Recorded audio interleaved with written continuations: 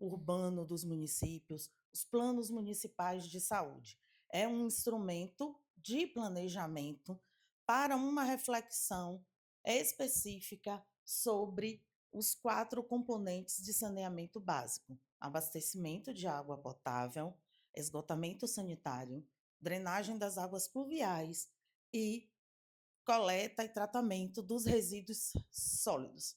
A gente tem como marcos legais o marco legal do saneamento, que é a Lei 14.026 de 2020, mas antes as diretrizes nacionais do saneamento e a Lei da Política Nacional de Resíduos Sólidos era que norteava esse processo de elaboração dos planos. Os planos são elaborados para um horizonte de planejamento de 20 anos, prevendo ações emergenciais, ações de curto prazo, de médio e de longo prazo. Como eu falei, a gente já teve aqui anteriormente o processo, ele é formulado a partir da execução de 7 etapas. Há 2 meses atrás, fizemos a assinatura do termo de compromisso com o município, onde o município disse que se interessava, né, com o Ministério das Cidades, se interessava por essa assessoria.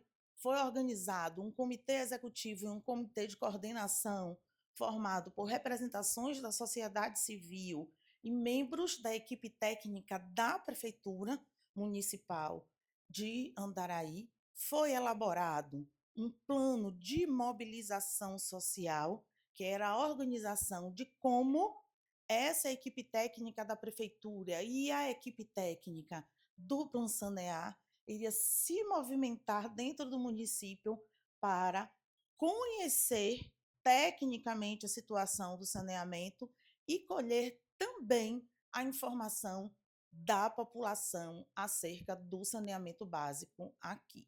Nós estamos hoje dando início ao produto C e ao produto D. O produto C é o diagnóstico técnico participativo, por isso, a organização dos eventos setoriais, onde a gente vai ouvir a população do município, e a parte técnica, a parte de engenharia, que está visitando todas as instalações do município que tratam sobre o saneamento básico e suas intersecções. E aí a gente vê como é que o saneamento dialoga com a saúde, com a educação, com a assistência social, com a política de uso e ocupação do solo. Então, é um diagnóstico que traz a caracterização socioterritorial do município e também os componentes de saneamento. As próximas etapas é o produto E e F, onde a gente vai trabalhar programas, projetos e ações, e o processo de hierarquização desses programas, projetos e ações, em que a população vai dizer qual a prioridade da minha localidade para que aconteçam esses programas, projetos e ações, e a formulação dos indicadores de monitoramento. Como está caminhando, né, a execução desse plano à medida que a gente vai fazendo e elaborando as medidas ou emergenciais de curto, médio e longo prazo. E, por final, teremos o produto G, que é um resumo de todos esses produtos e a organização desses produtos em um projeto de lei do Executivo, que vai para a Câmara Municipal de Vereadores para ser aprovado e se tornar a lei. Todo esse processo ele é norteado pelo termo de referência, que foi pensado e refletido em 2007, né, pela Fundação Nacional de Saúde, né, a antiga Funasa, e ainda é o termo vigente em que ele traz todas as diretrizes necessárias para a gente elaborar um plano de saneamento. Com a divisão do município, ele foi dividido em 4 setores de mobilização. Então, a sede e as localidades do seu entorno, Igatu, Nova Vista e Ubiraitá. Isso. Para que a gente consiga ouvir o máximo possível e, dentro da estruturação do diagnóstico técnico participativo, confrontar as informações dos prestadores de serviço, desses 4 componentes, com a vivência da comunidade. O que realmente acontece? A prestadora de serviço de água me diz: eu entrego água em Igatu todos os dias, sem intercorrências. Mas aí, como é o nome da senhora?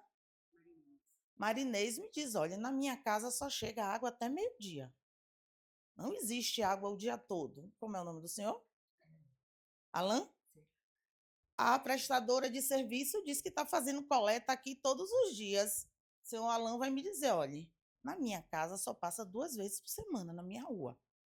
Então, o momento de ouvir a população é o momento de também confrontar os dados técnicos dos prestadores de serviço com a realidade vivenciada. Olha, a gente tem aqui uma rua que o pessoal junta o lixo num terreno baldio e queima. Todas as vezes a gente tem problema com as aulas por conta da fumaça, por conta das cinzas. Então, diversas situações que os dados técnicos não trazem, a população faz esses relatos. Então, a gente vai estar aqui se organizando em 4 setores de mobilização. E aí vocês poderiam perguntar assim: mas por que a prefeitura não elaborou lá esse plano com a equipe técnica do Ministério das Cidades, do Plano Sanear, e está vindo aqui? Justamente porque o plano precisa ter a cara dos munícipes daqui. Precisa efetivamente conter também os saberes populares. A elaboração do plano de saneamento ela é indelegável. Precisa garantir a participação da equipe técnica da prefeitura e dos seus munícipes. Dessa forma, a gente consegue colocar em evidência o que hoje a gente tenta ao máximo fazer em todas as políticas públicas, que é garantir que aconteça o controle social, que pode ser através das conferências, através das audiências públicas, através de reivindicações feitas nas câmaras de vereadores, ou através de debates como esses, para a gente conhecer o que a população do setor de mobilização de Igatu pensa e necessita a respeito do saneamento básico.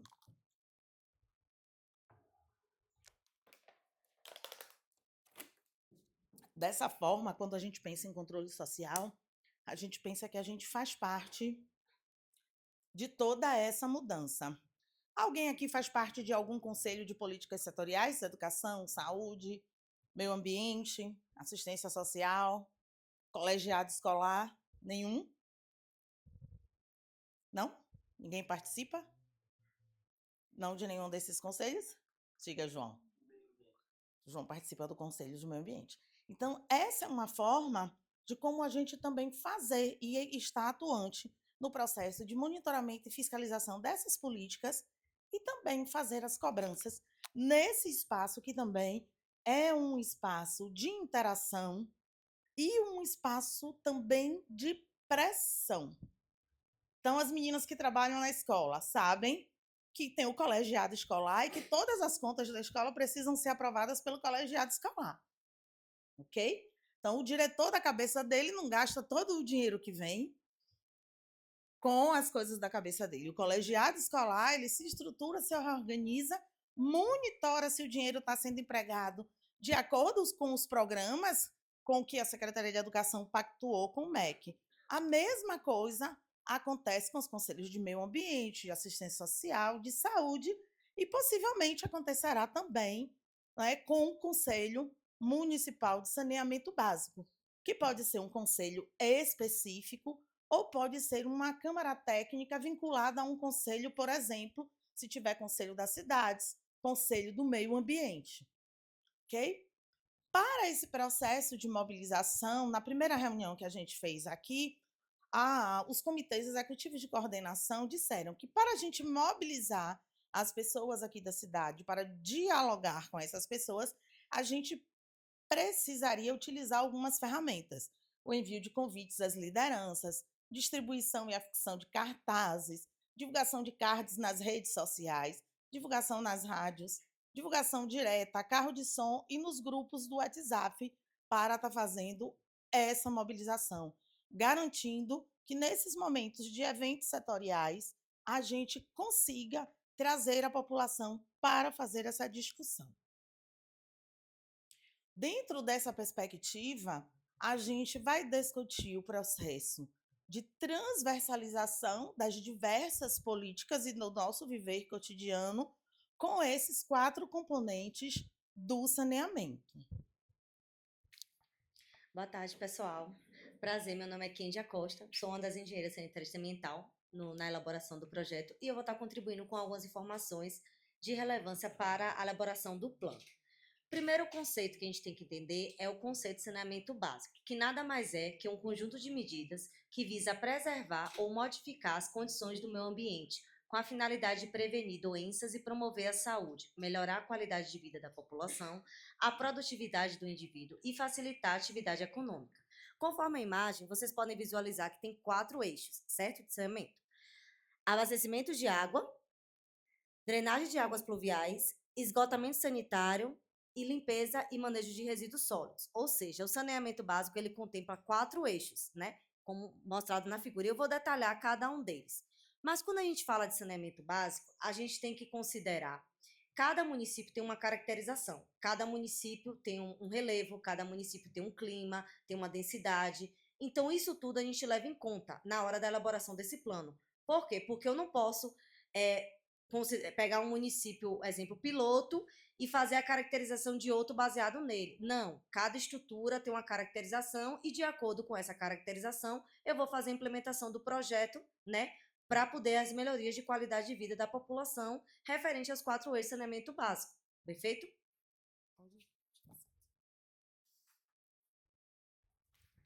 Vamos começar com abastecimento de água potável, né? Que o conceito nada mais é que o conjunto de serviços públicos, infraestrutura e instalações operacionais que vão desde a captação até as ligações prediais e seus instrumentos de medição. Então, quando a gente fala de abastecimento de água, a gente fala desde a captação da água bruta, né, que seja ela no rio, no açude, na lagoa, na barragem, né, que é a água bruta sem tratamento, até uma estação de tratamento, onde essa água tem um tratamento adequado para poder chegar nas casas das pessoas, certo? Que seriam as ligações prediais. Então, isso tudo contempla o que a gente chama de sistema de abastecimento de água, perfeito? E aí eu pergunto para vocês, referente à cobertura do serviço aqui nesse distrito, né? Como vocês avaliam? Vocês têm rede de abastecimento de água? A água chega tratada na casa de vocês? Como é que vocês avaliam esse serviço? Oi? Não entendi. Sim, você dá sua opinião. Como você avalia? Tem rede de abastecimento? Aqui é Embasa, né? A concessionária responsável. Vem da Cachoeira.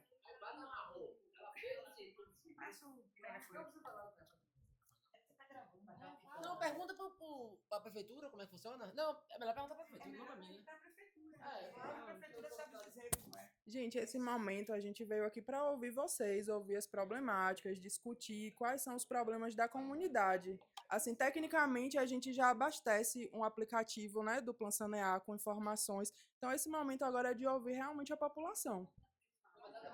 Como funciona? Então, A prefeitura sabe dizer como funciona. Mas vocês, enquanto usuários, você me perguntar não, eu vou dar minha opinião. A gente tá falando, pode falar sobre. Minha opinião é péssimo. É péssimo. É péssimo. Porque a água chega suja na caixa d'água. Eu pergunto pra prefeitura qual foi a última vez que ela analisou a água daqui. Quem pode responder? E qual foi a vez que limpou a caixa d'água? A água vem marrom, escura, falta água o dia todo, não tem água para a gente beber, límpida, pura, vem bem escura, é assim a água daqui. Ela não vem de tratamento da Embasa, não, ela vem da cachoeira. Quando chove, ainda vem mais escura, não tem água. Segundo algumas informações, a caixa aberta que acumula água. Pronto. Aí, ela quer falar. Olha, hoje nós não temos água tratada em Gatu, porque a caixa é aberta, que o erro não é de agora, o erro foi de quando ela foi construída. E a gente, na verdade, tem água em casa e pega água fora para beber. Essa é a própria realidade.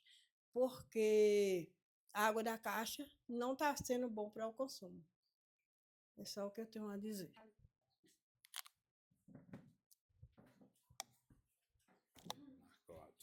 Boa, tudo bem? Boa tarde, pessoal. Ao abastecimento de água daqui, o que eu moro aqui desde dezembro, estou morando mais frequente desde 2012.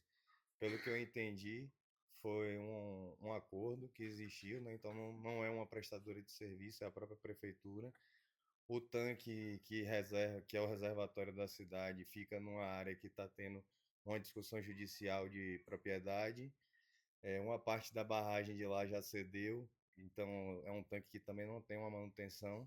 A água de lá vem para essa estação de tratamento, que é administrada, acho, pela prefeitura. Tem um funcionário responsável que precisa colocar cloro, enfim, colocar as coisas na água. E essa água não é, eu vejo que tem uma limitação do terreno, que é a gravidade, o tanque fica numa região que acaba que a distribuição não sai para a cidade inteira. Então tem alguns registros que você precisa priorizar alguns setores, virar em uma determinada hora do dia. Então o abastecimento fica intermitente, né? Até uma determinada hora. E as outras águas são alternativas, são captadas dos rios e são alternativas. Então, onde tem pontos dessas águas potáveis, as pessoas vão até elas beber, porque a da nascente é mais adequada do que a do tratamento. Alguém mais aí? Vou falar uma coisa. A água é captada Nome? da qualidade melhor do que ela entrega. É. Ela, quando eles captam lá, ela é boa. Quando chega pra gente, chega ruim. O problema tá no processo, com certeza. Porque outras pessoas captam essa mesma água por mangueira particular e você vai, e inclusive o povo vai lá pegar dessa mangueira água para beber. Porque a Embasa, a prefeitura capta do mesmo lugar, só que ela suja a água. Aí agora só uma comissão técnica para ver por que suja, o que é que acontece. Né? Não, mas pega limpa, a água é cristalina, pô. Mas, não, porque a água aquela água lá de cima de Douglas, a água de Luiz Paulo, aquela água branca é captada na mesma região, vem da mesma área. Porque a nossa chega suja e a particular, que não é tratada, é limpa. E eles cedem para nós ir lá pegar para a gente beber.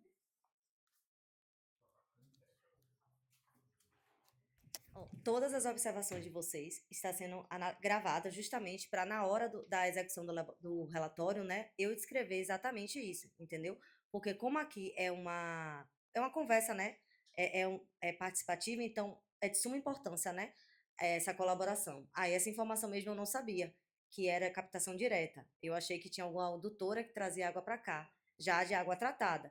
Então, ou seja, mas de certa forma é uma deficiência hidráulica, né? Hidráulica não, hídrica, porque querendo ou não, você não está tendo água tratada. Por mais que você ache, né, que a água é de boa qualidade e tal, por ser nascente, sempre tem interferência de patógenos, vetores externos que influenciam na qualidade da água. Então, isso é um problema grave de saúde pública, né, no saneamento. Então, a água, ela, por lei, tem que chegar tratada na sua casa. Você concorda comigo? Eu quis dizer que ela é cristalina lá, mas na nossa mangueira é marrom. Sim, eu entendi. Nesse caminho ela vai no barro. Ela vai no barro nesse sistema de tratamento. Quando o pessoal da Masfera lá, não tem como. Mas, Gabriel, assim, a água, na realidade, assim, né, eu sou representante da Pedra de Igatu e nós temos uma captação que há muito tempo, né, nós temos 31 anos aqui. No início, a gente tinha uma água realmente extremamente cristalina, né, a gente usava, não tinha Embasa ainda, né, nessa rede. E, ao longo do tempo, o que a gente percebeu é que foram chegando pessoas e pegando dessa mesma fonte, então a vazão ficou pequena, precisando de um maior volume de água, né? E, assim, eu nunca fui lá subir para olhar, mas, assim, o que eu vejo, pelo menos o funcionário nosso que vai lá olhar, é que a captação é muito precária. Não foi feita uma captação adequada para poder todas as saídas, como foi em prefeitura, em base, e as que já tinham particular, pudessem ir de uma forma saudável, né? Porque, como ele falou, na fonte você pega, mas como ficou pouca dessa fonte, tem uma outra contribuição de algum outro lugar, que eu não sei de que rio que é, que quando chove, mas assim, eu inclusive já mandei fotos para Milena lá embaixo da prefeitura, porque a água é barrenta. É terrível, é barro, não é vermelha, ela é barro mesmo. Então, assim, o que eu percebo é que a fonte tem pouca vazão para hoje, a demanda de Gatu, e a captação é muito precária. Muito precária. É um cano enfiado lá de qualquer jeito. Então, assim, isso precisa ser olhado com muito. Exatamente, precisa. Exatamente, tinha que trazer de uma forma mais técnica mesmo. Boa tarde. A gente se fala da captação e da distribuição de água, mas a gente precisa ver também a formação e a segurança do responsável que está à frente.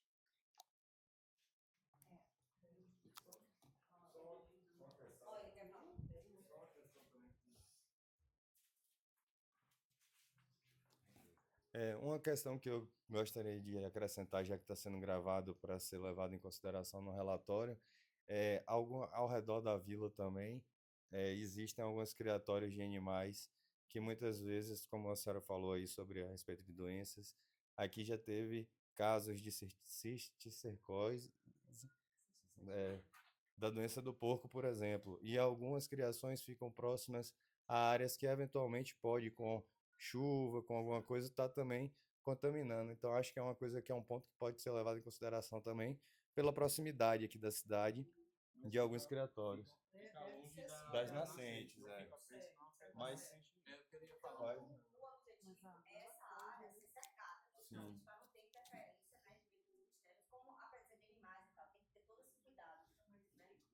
É.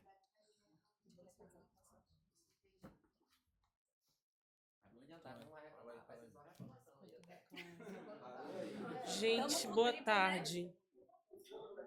Sobre isso, do local da captação ser cercado e para evitar que venham esses patógenos de outros lugares, no caso, isso faz sentido em alguns lugares. Por que aqui em Gatu isso não faz sentido? Porque tem um local da captação e são montanhas. Então, vários corpos d'água. Se você vier aqui quando tem bastante chuva, bastante tromba d'água, você vai ver, você vai ouvir água em todos os lugares ao seu redor. Então, o que acontece? Tem a captação, aí tem um criatório de animal, a água passa lá, vai correndo, descendo o morro e cai no lugar da captação. Então, cercar não é uma questão, neste caso, na realidade de Gatu, entende? Exatamente. A observação de transferir esses lugares para lugares onde não tem córrego d'água, tem a questão também das fezes, da urina do animal, que pode entrar no solo e entrar nos corpos d'água também, né, dentro do solo. Aí tem uma outra questão que Marinês falou, que não cai água o dia todo, né? Eu pulei aqui de um assunto para o outro, porque foi um ponto que eu peguei dela antes. Não cai água o dia todo e cai água meia hora, 1 hora por dia, no começo do dia. Então, se você não acordar cedo e correr e agilizar tudo, no resto do dia você não tem condição de fazer mais nada enquanto a água não tá, quando a água não está caindo, porque, por exemplo, eu conheço pessoas que têm condição de ter uma caixa de 500 litros, de 1.000 litros. Aí, uma pessoa, por exemplo, que tem uma pousada, que tem o que recebe alguém em casa e tal, quando tem aqui 4.000 pessoas, que é o caso de um festival, que é o momento que Gatu mais tem público, tem pessoas que não têm água em casa, não conseguem trabalhar. No comércio tem pessoas que também passam dificuldade, então essa questão para mim, né, que eu já vivenciei isso, de receber água meia hora, 1 hora por dia, dependendo da situação, declive e tal, de cano, entrar, aí fica vindo ar um tempo. São várias coisas por causa do território, né? Da geografia do território também. E o desperdício também de água no jardim, que tem aqui muito. Tipo, eu fico sem água porque meu vizinho tá com a torneira aberta agora no jardim dele. Acontece muito isso aqui. Pela pressão, a água não sobe. Né? Porque tem quem mora no campo, que bota muito alto. Então, se daqui para lá, todas as caixas estão abertas, não estão abertas, a água vai chegar depois de fraca. E aí, como vem meia hora, todo mundo quer correr para fazer as coisas e... Direito que a água chegar na casa, limpa, pura, sem odor. Isso aí não chega. Então, quem tem filho pequeno, quem tem idosos, tem que viver à base da ivermectina, que a água chega poluída. E os adultos não? Só idoso e criança? Todos? Então, a água é direito de todos, não é isso? Que tem lá na lei, limpa, pura, sem odor, e não é esse o caso que acontece aqui em Igatu, entendeu? Então, a água que vem nas casas, no modo popular, sem muita técnica para falar, como mãe, a água chega para os idosos, crianças, escura, com cor, com cheiro, e esse cheiro é mau cheiro, que não deveria ter cheiro nenhum, com impurezas, e todas as crianças aqui deveriam realmente tomar ivermectina, não é nem uma vez no mês, é até de 15 em 15, porque estão todas doentes, entendeu? Inclusive eu tomo ivermectina. Não é nem motivo de rir mesmo, mas é um problema sério. Se você não der ivermectina para suas crianças, elas estão com verminose, porque a água ela vem impura. Trabalho num local que também precisa de estar com água pura, né, que é uma hospedagem, e todas as pessoas que vêm de fora, em sua maioria, passa mal por beber água, entendeu? Que não seja assim mineral. Então a gente tem que comprar água mineral para oferecer às pessoas de fora que não estão acostumadas com esse tipo de água. Então o gasto com água mineral é muito grande.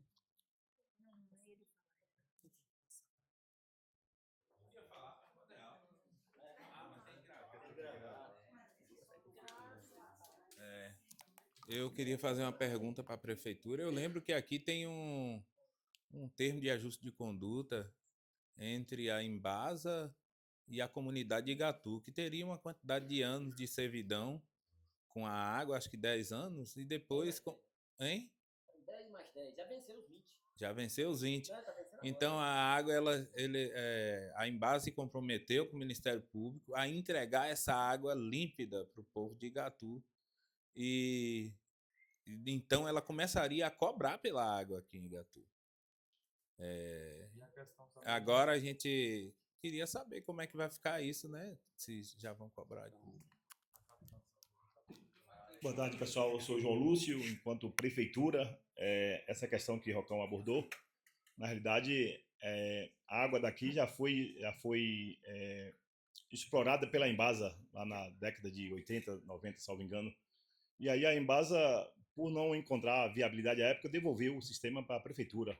E agora a prefeitura está fazendo o caminho inverso, está em fase de tramitação da prefeitura transferir para a Embasa. Eu tive o cuidado de pegar aqui a movimentação do processo, está tramitando na plataforma SEI, né, que é a plataforma que gerencia os processos no âmbito do governo do Estado, consequentemente da Embasa, que é a concessionária, que é uma estatal que pertence ao Estado. E a última movimentação do processo foi no dia 24 de setembro.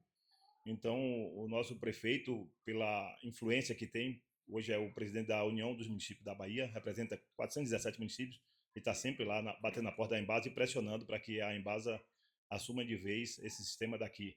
Ocorre que o sistema ele é bancado pela prefeitura integralmente, desde a captação, a distribuição, a operação é toda, e com isso não há custo para a comunidade. A comunidade recebe água, como diz na gíria, 0,800, não há custo, e por conta disso talvez há um desperdício muito grande, como ele citou ali, que as pessoas, às vezes o vizinho deixa a torneira ligada, porque não tem custo, obviamente, e que acaba prejudicando o outro vizinho. Mas a gente está acelerando, está pressionando, melhor dizendo, aí a empresa para que ela já fez o estudo de viabilidade técnica e viabilidade econômica. A gente acredita que brevemente ela irá assumir.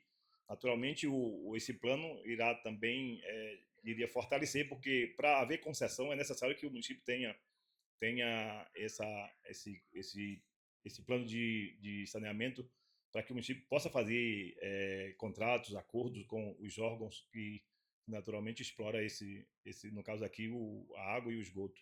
Então, a gente acredita que brevemente a gente já estará transferindo esse sistema aí para a Embasa e que ela naturalmente vai fazer as melhorias necessárias e vai organizar a distribuição e, consequentemente, cobrar, porque ela é uma prestadora, tá certo?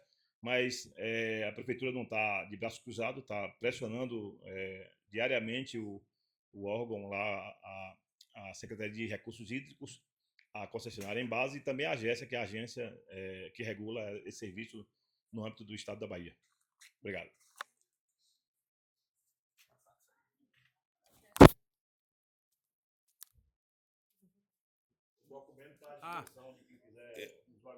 Viu, João? Eu lembrei aqui, a gente como prefeitura, eu fui fiscal de obra e meio ambiente da prefeitura.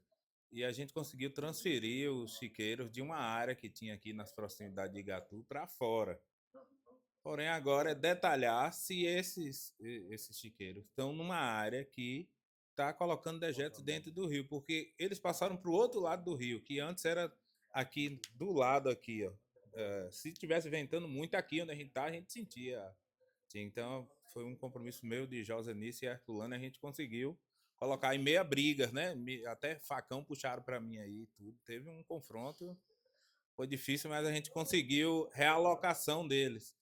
E agora é perceber onde tem, porque é viável economicamente. A gente também não pode acabar. Igatu não vive só do turismo. O turismo deu uma fraqueada aqui, e como em Andaraí e tudo. E, assim, as pessoas que têm alguma atividade econômica, elas devem ser preservadas. Eu acho que o município não tem que cessear trabalho, tem que gerar mais trabalho, mais riqueza e tal. Porque, assim, quando se diz, vou fazer um projeto, às vezes a gente sai passando por cima da comunidade e diz, isso aqui já não me interessa mais, pode sair.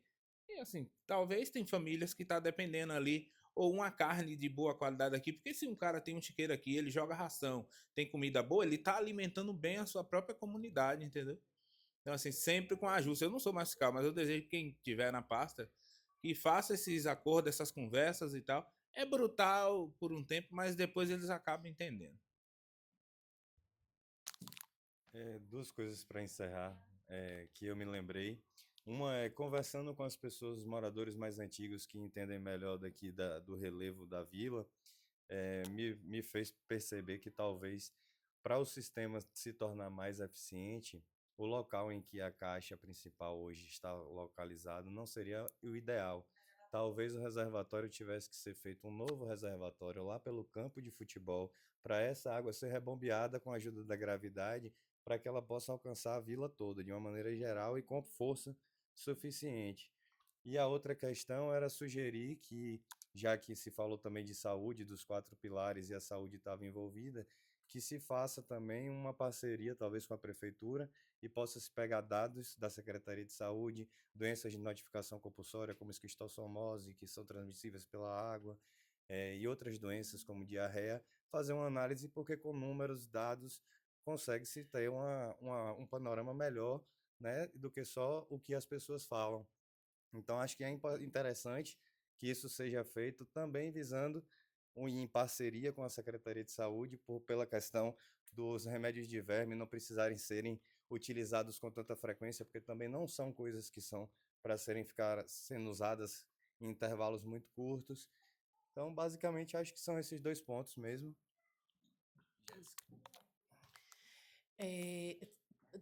Eu tenho uma dúvida, né, que ela passa em algumas camadas. A gente está agora começando o diagnóstico, né, a etapa de diagnóstico do plano de saneamento básico. A gente até agora discutiu sobre a água apenas.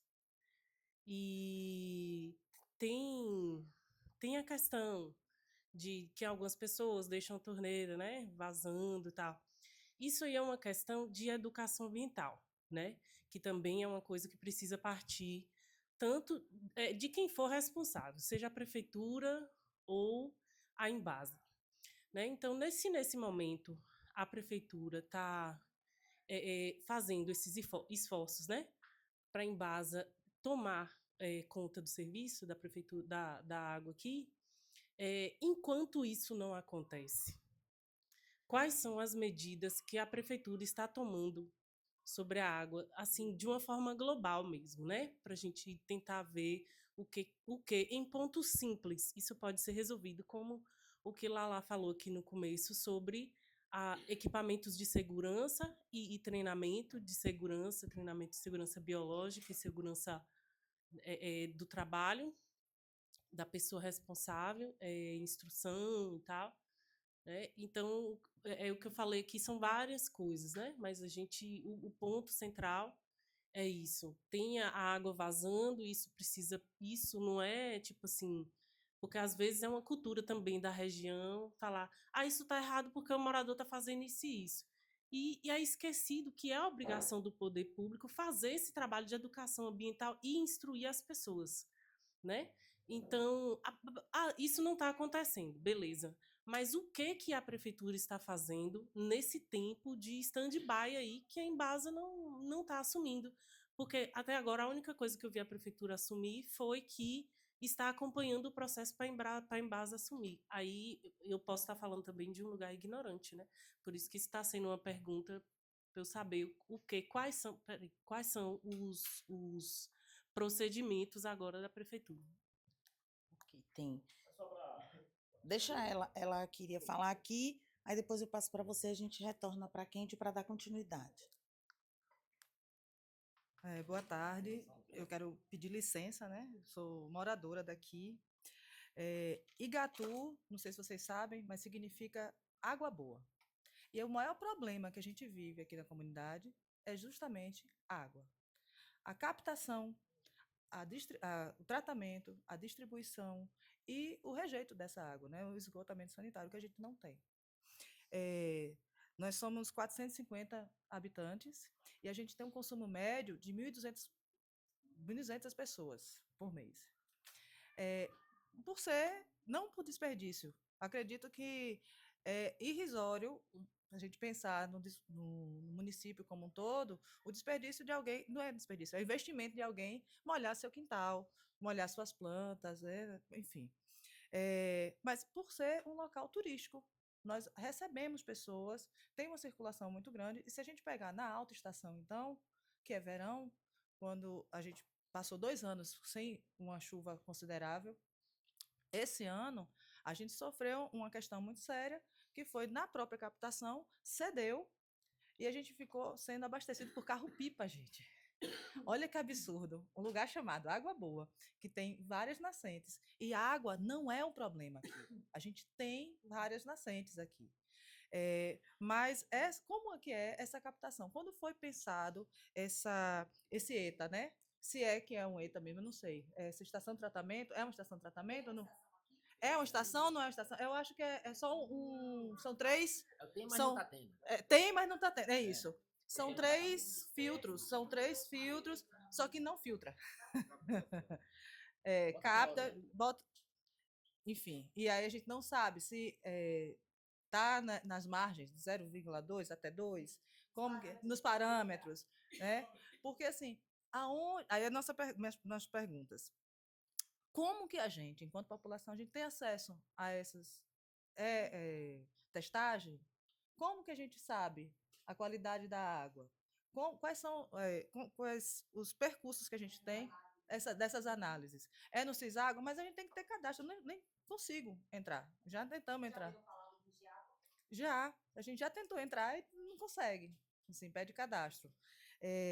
E aí, assim, acho muito bacana, estou muito feliz que a gente está começando a conversar sobre essa construção desse plano, porque nosso município não tem um plano de saneamento, não tem um plano diretor. Então, para pleitear qualquer atividade, precisa ter. Então, que bom que a gente está. Não sei se essa metodologia aqui em Igatu funciona. Não acho que foi bem divulgado. As pessoas precisam ter educação ambiental mesmo, educação em saúde. Antes de mais nada, saneamento básico é saúde. É um problema grave de saúde pública. E aí, não sei se foi uma decisão interessante suspender aula na escola para a gente fazer uma reunião com 35 pessoas presentes. E a maioria são pessoas que são moradoras, mas não são nativas. E a gente deveria estar escutando a população nativa, principalmente os mais velhos, e trazer as crianças juntos, os jovens.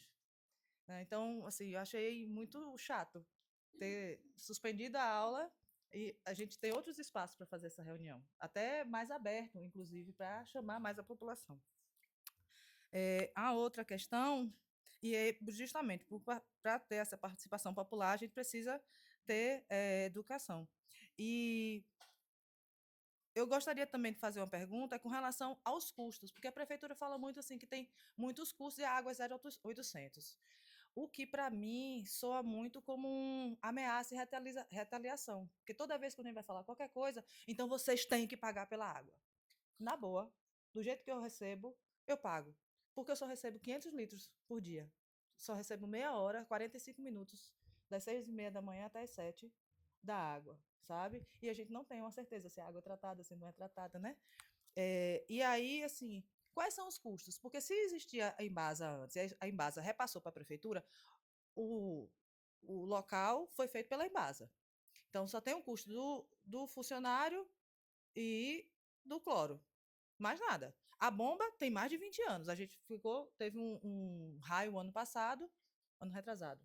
E a gente ficou 4 dias aqui sem água, chovendo, a gente morrendo afogado e de sede. Porque a bomba não estava funcionando, e a bomba era muito antiga, foram pegar a peça não sei quantos anos, não sei quantos outros lugares.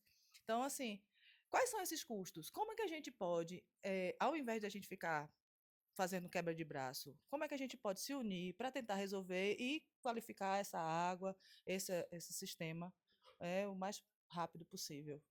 Só isso. Só para complementar o que ela disse, na realidade esse plano vai nos ajudar, inclusive, a acelerar esse processo com a Embasa, entendeu? Porque a Embasa, como eu disse, já fez o estudo de viabilidade técnica e econômica. Vai demandar um investimento altíssimo aqui, somente para a questão de abastecimento de água, imagine para o esgotamento sanitário. Mas eu, respondendo o que ela disse, que a questão da Embasa, é sabido aqui que a água, por ser de graça, aí as pessoas, por também questão de consciência ecológica, por educação ambiental, às vezes desperdiça, assim, eu testemunho aqui, vários canos estourados aí, vazando, e a ermo lá, uma torneirinha ligada, jogando água fora e tal, quer dizer, eu vou falar a questão do custo porque não sabe quanto custa. E a Embasa, ela é uma empresa que é uma concessionária que ela explora. Certamente o sistema daqui não será um sistema rentável. Aí tem também o aspecto social. Quer dizer, a empresa ela vai atuar aqui, ela vai pagar para trabalhar aqui. E o custo que existe até hoje, a prefeitura banca tudo, né? Quer dizer, de energia, de produtos químicos, de tudo que de funcionário, tudo. Quer dizer, a gente sabe da deficiência. A gente sabe da deficiência que tem. E eu não vejo como retaliação. A gente fala porque não há um custo para os moradores, entendeu? Quer dizer, e tem um lado social também, quer dizer, a água é vida, a gente precisa que ela chegue na casa das pessoas com qualidade. E aí, infelizmente, a gente está com a incompetência de não poder levar essa água com qualidade na casa de vocês. Daí a necessidade da parceria com a Embasa, que é a empresa especializada, e que certamente vai também ordenar a questão da captação, porque a gente sabe que as captações que existem, né, não são legalizadas, né? Eu duvido que tenha outorga em alguma delas. Então, tudo isso a empresa, junto com a agência que regula o serviço na Bahia, vai estar vendo essa questão para tentar organizar e não faltar água para ninguém. Como eu disse, Igatu, afinal, Igatu é água boa. Obrigado. Só para tirar uma dúvida, só em relação ao que ele falou sobre a Embasa.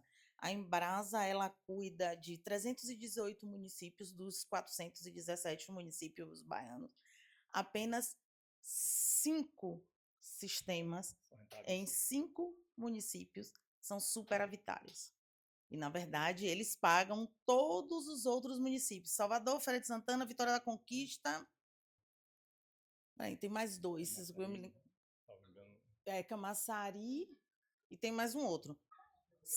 Apenas 5 municípios são superavitários. Os outros, todos, sobrevivem desses municípios porque são deficitários no tratamento.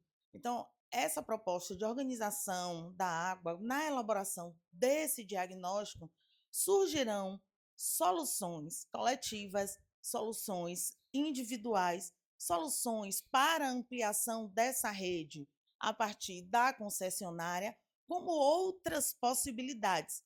Esse debate é um debate em que a gente vai fazer todo o levantamento técnico com os dados dos prestadores de serviços e os dados da população. Porque, por exemplo, vai que a prefeitura não sabe que a água só cai aqui meia hora por dia. Mas a informação que está chegando, vamos lá, pode ser a informação de que essa água corra o dia inteiro.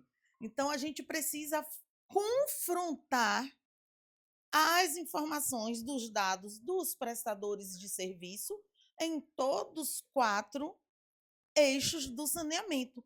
Não só a água, mas a água, o esgoto, os resíduos sólidos e as drenagens de águas pluviais, como ela bem disse. Vocês estavam aqui morrendo afogados e com sede. Vocês me permitem eu passar o microfone para a Kendi para ela dar continuidade? Passa aí.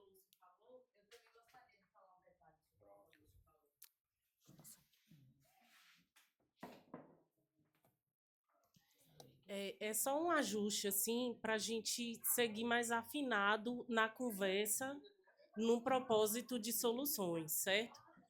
Quando a gente vai abordar o assunto da água, que eu falo a prefeitura, pode ser qualquer representante, nada pessoal contra você, inclusive, entendeu? É porque quando a gente fala e a prefeitura prontamente vem, porque são várias vezes que a gente já conversou sobre isso.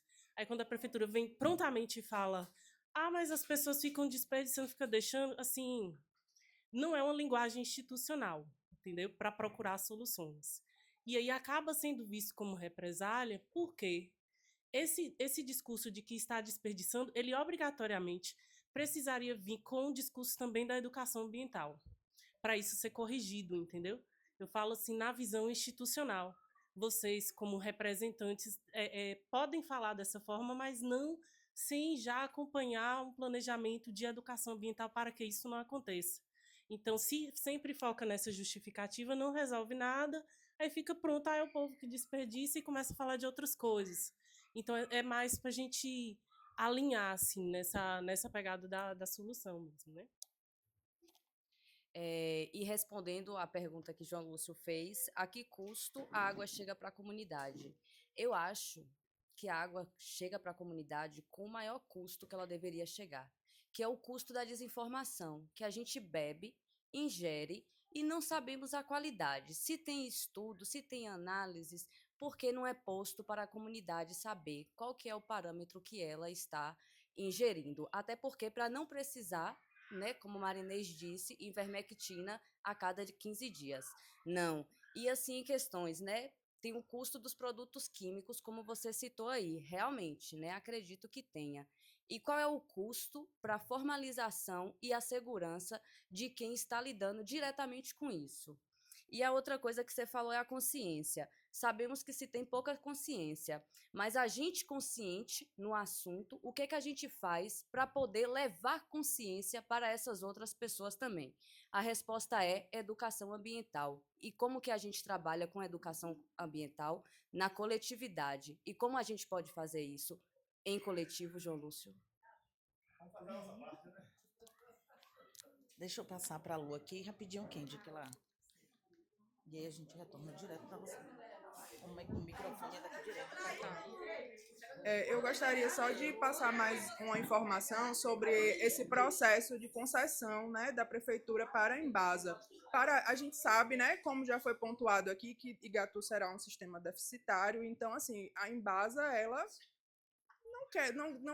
não é o cenário ideal para ela assumir. Então, utiliza-se de força política, né? O processo está andando e, para além disso, em reunião com a Embasa, foi feita uma visita técnica também, não estamos aqui para maquiar nada, foi feita uma visita técnica, a gente já entendeu que o sistema precisa de manutenção, não temos atualmente corpo técnico especializado nessa área e a Embasa também se comprometeu a fazer um projeto de uma obra emergencial para manutenção do sistema de tratamento.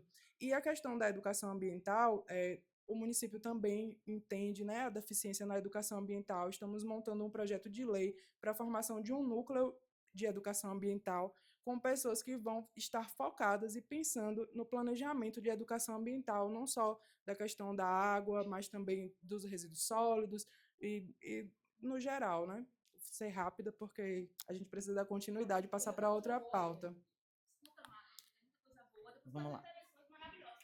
Gente, só para dar continuidade, né, referente ao eixo de abastecimento de água, eu trouxe algumas soluções alternativas. Não significa que vocês são obrigados a usar. Soluções alternativas de que forma? Como aqui eu já vi que não tem uma água tratada, né, a água direto do captação direta. Então, assim, para vocês tiverem uma potabilidade com eficiência, né, uma água com eficiência, eu trouxe aqui na imagem, mas nada mais simples que eu acabei de ver aqui, o próprio filtro biológico, certo? Muitas pessoas não têm conhecimento da eficiência e o tratamento do filtro biológico. Esse filtro biológico, eu digo para você que ele tem 95% de eficiência de uma água totalmente pura, livre de patógenos e livre de químico, porque a gente sabe que todo tratamento de abastecimento de água, a gente coloca um bocado de químico, né? Cloro, flúor, polímero, né, barrilha, a gente usa todos esses químicos para poder, o processo do tratamento. E a gente sabe também que muita incidência de câncer é gerada pelo consumo da água, né? Tem vários artigos, vários estudos que comprovam isso. O filtro biológico é de baixo custo operacional e financeiro também, e ele é eficiência 95%. Um filtro já está custando 250. Pronto, perfeito. Você acha barato? Sabe por quê, gente? Um filtro de barro, ele agora foi apropriado pelo sistema capitalista, tirou o seu sentido, que era de filtrar água, e se tornou peça de colecionador, obra de arte. E aí o filtro Santo Antônio, que é a marca mais conhecida do Norte e Nordeste, que você comprava um filtro de 60, de 70 reais. Hoje, se você for comprar um filtro Santo Antônio, o menor custa 150 reais. Não, 250. Então é o seguinte, deixa eu falar. Filtro, já que a gente não tem água tratada, ele deveria estar em todas as casas de quem não tem. Concordo. Para comprar esse filtro, a gente tem que sair daqui, entendeu? Pagar um transporte para ir para Andaraí, que é 150 reais para ir para Andaraí. Comprar esse filtro, pagar mais 150 para voltar e ter esse filtro em casa. Então não é uma coisa barata. Certo, eu só tô querendo explicar como funciona ele. E aí, no caso, tem uma diferença, né? Quando você vai comprar, tem a opção de você pedir um filtro com a vela normal, que é essa vela que vem, e você tem a opção de fazer uma adaptação com carvão ativado. Então, eu, como engenheira sanitarista ambiental, sugiro fazer essa modificação na hora que você for comprar. Ou, se você tiver como ter esse filtro, você pede para mudar a vela. Por quê? Eu não sei se você sabe, mas os tamanhos dos patógenos, vírus, bactérias, helmintos, protozoários, enfim, todos eles têm tamanhos e estruturas diferentes. Esse filtro de carvão ativado, ele não vai reter só os químicos, ele cria uma barreira também. Eu não sei se vocês já repararam que com o tempo ele vai formando uma camada meio esverdeada do lado dele, que a maioria da população acha que é sujeira, aí vai lá e limpa, né? Pronto, aquilo a gente chama de biofilme. Ele é exatamente a camada protetora que vai filtrar as impurezas, assim como os patógenos. Então, essa limpeza não é para ser recorrente, como outro dia eu estava lá em Belém de São Francisco e a moça disse que lavava todos os dias. Não, ele é para você lavar de meses em meses, porque justamente aquele biofilme, ele já é um pré-tratamento. E outra coisa de suma importância, que é para conhecimento de todos. O que limpa a água, o que trata a água, a gente chama de tempo de detenção hidráulico. Quanto mais devagar aquela água for retida e for a vazão, quanto mais tempo ela demorar, mais ela vai ser tratada. Quando você abre um filtro de carvão ativado, esses filtros normais que a gente bota na parede, que você repara que sai com aquela vazão assim rápida, não está filtrando. Sua água está saindo do jeito que ela está entrando, ela está saindo. O que trata a água, além dos compostos químicos, é o tempo de detenção hidráulica. Então, é de suma importância. Esse filtro, ele é muito eficiente. Eu tenho na minha casa, eu uso, para vocês terem ideia, justamente não só pela questão financeira, mas a questão operacional e eficiente mesmo da qualidade da água. Você vê pelo gosto, que é um gosto diferente, ele é mais puro, né? É uma solução alternativa. Também temos as soluções, né, de captação da água da chuva. Tem vários projetos, né, da Aguadevasp, da AGESA, que fizeram aquelas cisternas, né, em zona rural, para captar a água da chuva, né, a água pluvial, né, que muita gente usa para lavar roupa, para lavar a área, né, tem todo esse sistema. Assim como o tratamento da luz solar, que é, né, eficiente, baixo custo. Basicamente, você pega uma garrafa PET, limpa, faz higienização, coloca a alga lá e deixa no sol por determinado tempo. Ela vai ficar livre de patógenos. Vocês concordam comigo? Não é o ideal. Não, microplásticos, concordo, mas já é uma solução alternativa. A melhor opção dessas todas que eu falei realmente é o filtro biológico, com carvão ativado. É só algumas soluções, né, para nesse caso, quando não tem nenhum sistema de tratamento de água. Sim, é uma possibilidade também. Exato. Apesar que tem muitos patógenos que sobrevivem ainda a temperaturas elevadas, mas é uma opção também, ferver água. Deixa eu... Ô, pessoal, deixa eu só fazer uma observação para quem com a clareza do entendimento. A qualidade da água para o consumo humano não é só aquela que a gente bebe, não, certo? Escovar o dente, você vai usar o filtro, vai ferver? Não. Tomar banho, você vai ferver? Então, assim, teve contato com a pele, é consumo humano. Sim. Então, assim, esse filtro aí, ele vai dar uma folga, uma sobrevivência para aquela que você vai ingerir. Sim, Né? sim. Até para o consumo do alimento. Mas você toma banho com essa água que não está própria para o consumo humano, você escova os dentes. Então, assim, é meio que... Não, eu não estou dizendo que isso é uma solução definitiva. Você vai ver aqui em várias casas do filtro e acha que é um meio caminho. Não. É 1%. É uma solução alternativa no momento, porque vocês não têm estação de tratamento de água. Pelo que eu vi, vocês não têm estação de tratamento de água. E se aqui tem, não funciona, pelo que vocês me falaram, não é isso? Então, vocês não têm água tratada, é um fato. Isso é uma solução alternativa, enquanto não tem a estação de tratamento de água, que é de suma importância, porque a água ela tem que chegar tratada na casa de vocês. Vocês concordam comigo? Pronto. Sim. Agora a gente vai falar um pouquinho do esgotamento sanitário, né, que é o segundo eixo, né, do saneamento básico, que é referente ao serviço de coleta, transporte, tratamento e destinação final do efluente, né, que a gente configura como efluente doméstico, que é o esgoto sanitário, assim como as águas cinzas, né, que é a água do banho, a água de lavar roupa, a água da máquina de lavar, a água de cozinhar. A gente configura águas cinzas também, que é o efluente, é o esgoto doméstico. E aí eu pergunto a vocês, vocês têm fossa rudimentar? Fossa séptica? Diretamente no rio da população, é diretamente para o rio. O chão é de ferro. Perfeito. No caso, é lançamento a céu aberto. Algumas casas têm. As que construiu agora, mas a nossa mesmo, moradores da relação, a água é esgoto. Vocês têm aquela tubulação que joga no céu aberto. É basicamente isso. E vocês juntam com o sistema de drenagem, o que é que eu falo sistema de drenagem? Quando chove, vai todo mundo para o mesmo canal, tudo para a mesma rede. Pode falar.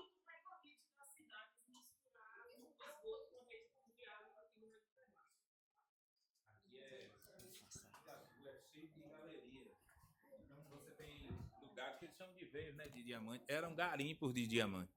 Então tem aberturas assim e tem assim, assim.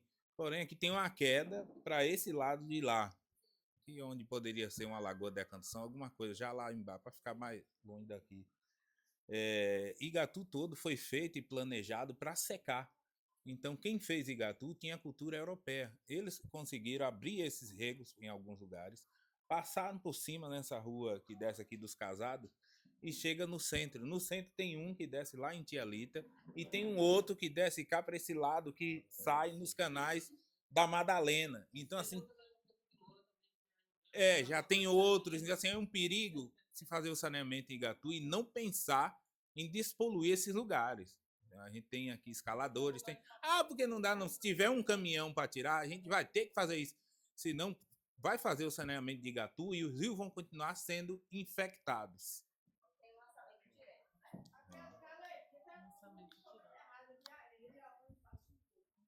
Essa é a finalidade. Eu nasci aqui, criei aqui, tenho 69 anos e vivo preocupado. Todas as reuniões que eu vou e faço na festa, relevo esse problema, que é um problema muito grave. Igatu é um dos lugares que tem a melhor qualidade de água. Eu conheço da onde vem essa água. É um lugar porque a água ela é brotada da terra.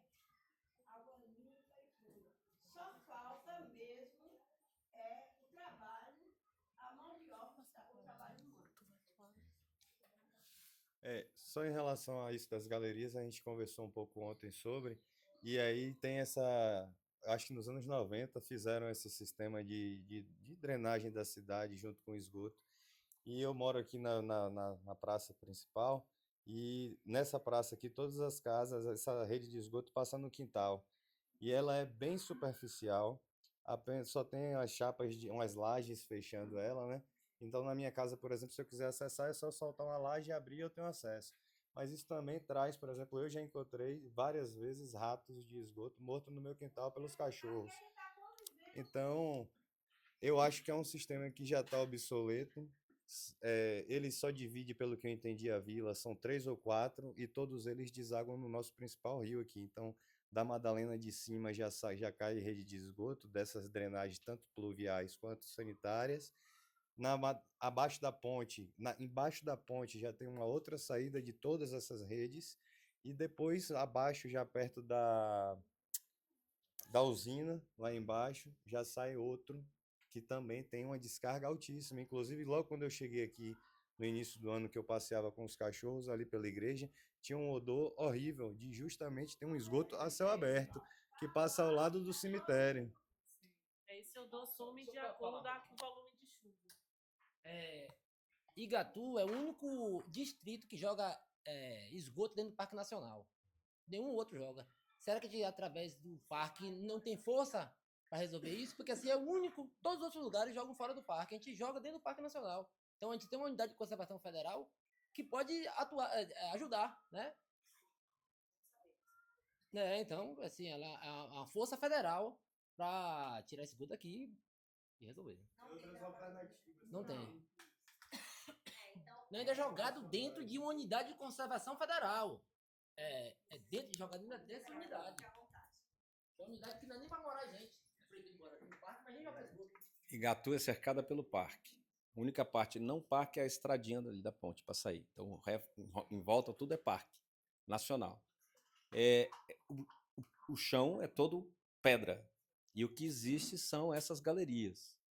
E nessas galerias pode ser feito um sistema inteligente de esgotamento atual. É possível, já teve estudos para isso, a gente tem conhecimento que já tiveram estudos para isso, e que dão em quatro lugares em que poderia ter estação de tratamento. Eu tive acesso a um estudo que foi feito já há algum tempo, teria que ser redimensionado, mas o que falta é querer fazer, parece, né? Executar o projeto.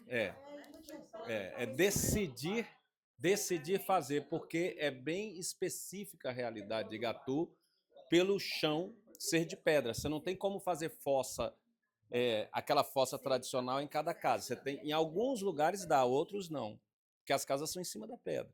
Mas você tem essas galerias e tem possibilidades de chegar em algum lugar onde é possível fazer estação de tratamento. Assim, boa tarde, Eduardo Matede, provavelmente logo novo morador de Igatu. Eu sou professor aqui na Edgar Silva, estou morando em Andaraí ainda, mas já somos. O plano de saneamento básico aqui foi na época do PAC, ia sair dinheiro para cá, e ia ter o saneamento básico de Igatu junto com o de Andaraí e com o da Passagem. O sistema de tratamento ia ser lá entre Andaraí, abaixo da Passagem. Sim. Esse era o plano que é apresentado para a gente aqui. E cadê esse plano? Tá no papel e não foi sair. Não, mas mesmo no papel, porque foi feito estudo. Pelo estudo, eles iam encanar tudo aqui. Sim. E jogar lá para Passagem. Aí ia pegar o da Passagem também, juntar. Ia fazer uma conexão e ia levar para um AET. Tudo por gravidade vai ser. Porque esgoto ele tem que ser por gravidade. Quando a gente bota as elevatórias, é normalmente por conta da topografia. Como aqui é Parque Nacional, eles chegaram por enquanto, né? Na CP foi também esgoto. Aqui não suportava um sistema de tratamento, porque é o Parque Nacional, a parte já é a comunidade. Em vez de ter vários sistemas de tratamento, vai ter um só que pega Andaraí, a Passagem e Igatu. Que iria coletar e levar, perfeito. Desapropriaram a área na época, na beira do rio. Coisa boa. Não, lá embaixo, no Cotorno. No Floris. Eles desapropriaram aquela área, você lembra dessa história aí? Para construir um AET. Aí teve um plano, o PAC ia sair essa grana do saneamento básico, para a reconciliação das ruínas. Tinha uma grana, era 11 milhões na época, e aí foi aquele problema, né? Dilma caiu, foi. Uma questão. Não, mas a empresa PJ que começou a fazer Conheço a PJ Construtora. tá falando que vai começar um estudo do zero, sendo que já existe um estudo. Cadê ele? Evita esse custo e a gente pula etapas Perfeito. e agiliza o processo. Vou. Olha, a gente está numa live aqui, e aí tem o pessoal da UFBA está participando aqui, está falando, lembrando, aquele documento de 777 páginas, que é um estudo que foi junto com o Ministério Público, Maravilha. de 2018 para cá, tem todo um mapeamento sobre isso. Ele vai ser utilizado? Seria interessante. Ó, Isso.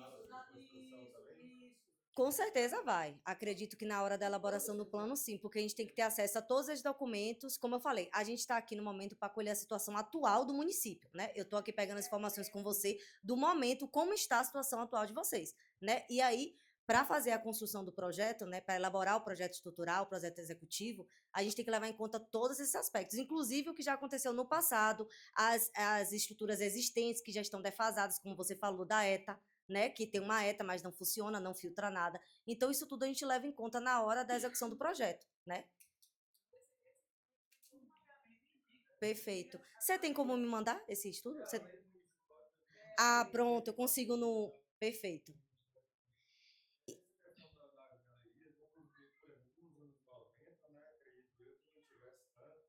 Essa preocupação com a questão ambiental. Isso. Então, eles não fizeram subdimensionado, porque era uma vila. Não levou em consideração a população, né? Mesmo que a vila não esteja crescendo, a população residente, mas por ser uma vila turística, Tem a população isso vai flutuante. se tornar um problema muito maior no futuro. Então, Sim. acho que é interessante o debate. Queria até comentar que acho que uma reunião só é muito pouco para se debater. Para a demanda, porque né? isso vai envolver saúde, isso vai envolver os 4 pilares a serem discutidos. Mas, me perdi no raciocínio, mas basicamente Mas falando sobre a atualidade, sobre o futuro, as preocupações sobre o esgotamento sanitário, e com essa questão de que terra aqui em Igatu está cada vez difícil, foi se doado uma parte de um terreno, né? E justamente nesse terreno é onde cai uma parte desse esgotamento que é recolhido das casas, desses efluentes, e é justo despejado nesse terreno, entendeu? Onde já tem pessoas construindo, né? As pessoas estão, lógico, né? Todo mundo quer construir sua casa, quer ter sua própria moradia para poder estar morando lá.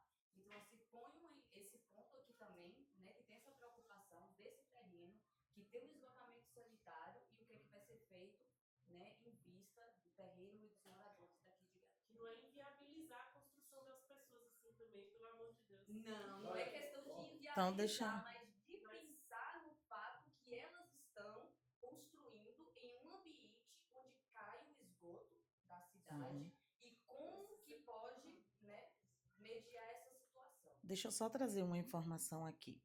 Além de nós que estamos em campo, o projeto tem uma equipe de retaguarda formada por técnicos sociais, mais técnicos de engenharia, o pessoal do direito administrativo e público, que faz todo o processo de organização da legislação vigente no município, o pessoal da área técnica social que trabalha junto com a prefeitura aqui para a coleta dos dados e a caracterização socioterritorial, incluindo educação, saúde, cultura, assistência social e desenvolvimento econômico, para além de todas as áreas que envolvem a engenharia. Então, o processo de geoprocessamento, de geografia, o processo de mapeamento da fauna, da flora. Então, esse diagnóstico, quando ele estiver pronto, ele chega para o comitê executivo e o comitê de coordenação, que já vai ter todo esse desenho técnico e participativo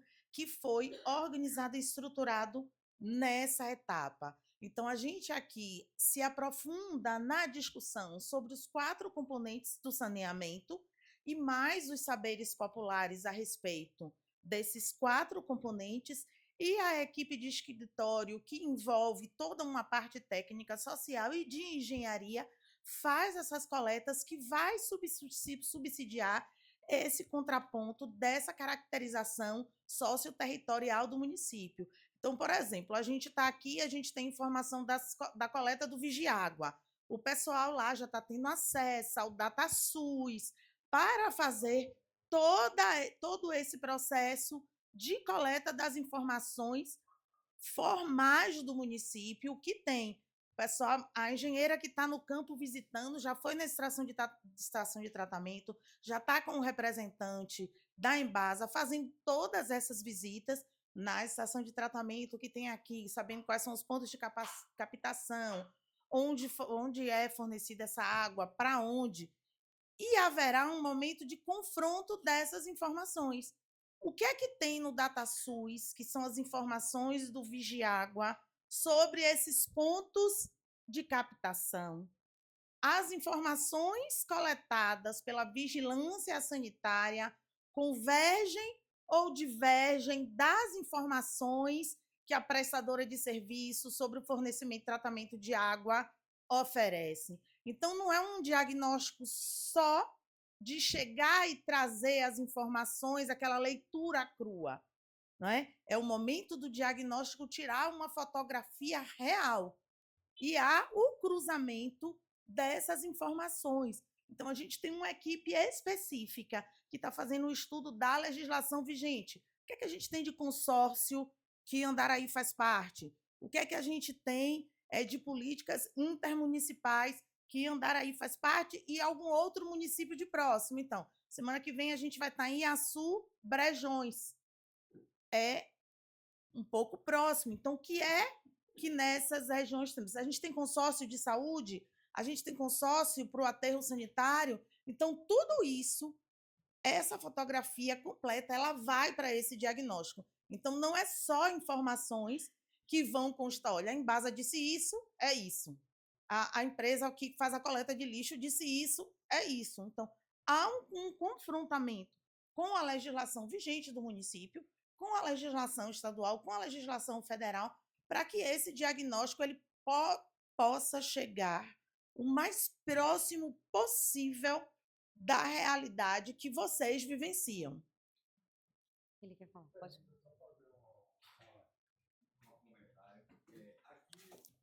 Por conta até desse documento, né, que o pessoal da UFBA acabou de trazer, relembrar, surgiu um fenômeno aqui, que essa lei municipal, em parceria com o Ministério Público, ela criou algumas limitações e diretrizes que complicaram um pouco, por exemplo, a venda de terrenos, a construção em determinadas áreas.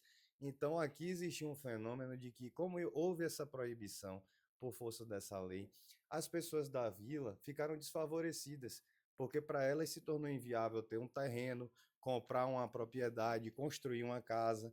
E aí surgiu essa questão que nos quintais de casas já construídas e muito grandes, começaram a pessoas das famílias construírem ali dentro do próprio quintal para justamente não ficarem impossibilitadas de terem suas casas ou de comprarem terrenos.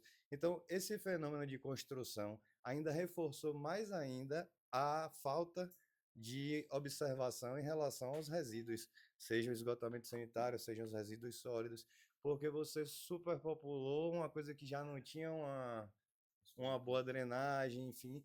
E isso eu acho que é uma peculiaridade que deve ser levada em conta, né? Essa normatividade, essa lei que surgiu em 2021, criou também alguns empecilhos dentro da comunidade que reverberam também nessas situações. Então, acho que essa norma deve ser analisada até para entender um pouco, porque tem áreas que são não edificáveis, áreas que estão impossibilitadas por algum motivo. Tem, inclusive, nessa lei a descrição das áreas de escoamento pluviométrico. Então, acho que é interessante detalhar isso, esse fenômeno que surgiu, porque possa ser que tenha uma coisa mais ali pontual que precise ser feita no detalhe, né?